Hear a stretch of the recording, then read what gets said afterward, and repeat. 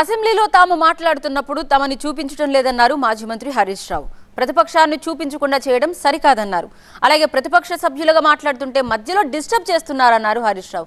అయితే విపక్ష సభ్యుల్ని చూపించడం లేదన్నది సరైంది కాదన్నారు శాసనసభ వ్యవహారాల శాఖ మంత్రి శ్రీధర్ బాబు. వాస్తవాలు మాట్లాడితే ఎవ్వరూ అభ్యంతరం చెప్పరని కూడా అన్నారు. మేము మాట్లాడేటప్పుడు అధ్యక్ష కొంచెం ఆ టీవీ స్క్రీన్ మమ్మల్ని చూపిస్తలేరు అధ్యక్ష. నిన్న మొన్న కూడా అట్లే అయింది. మొన్న పార్లమెంట్లో రాహుల్ గాంధీ గారు కూడా అదే చెప్పిండ్రు.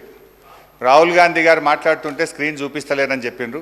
రాహుల్ గాంధీకి వారసులని చెప్పుకునే మీరు కనీసం అట్లాంటి పని చేయకుండా మేము మాట్లాడేటప్పుడు ప్రతిపక్షాన్ని చూపించాలి, అది స్క్రీన్లు తిప్పొద్దని మీ ద్వారా విజ్ఞప్తి అధ్యక్ష. రెండవది అధ్యక్ష, గౌరవ ఉప ముఖ్యమంత్రి గారు చాలా అనుభవజ్ఞులు.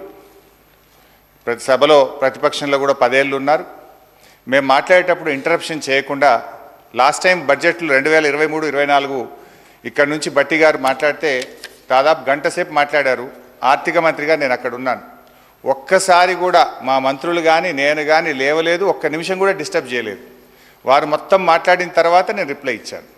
సో ఆ సంయోనం ఉండాలని చెప్పి కూడా నేను మీ ద్వారా విజ్ఞప్తి చేస్తూ ఉన్నా. ప్రతి మాటను కూడా గౌరవిస్తాం అధ్యక్ష. ఎందుకంటే వారు కూడా లెజిస్లేటివ్ మంత్రిగా కూడా పనిచేశారు, ఫైనాన్స్ మినిస్టర్గా పనిచేశారు. మేము ఈరోజు మరి ఆ రాహుల్ గాంధీ గారి ప్రస్తావన తీసుకొచ్చారు.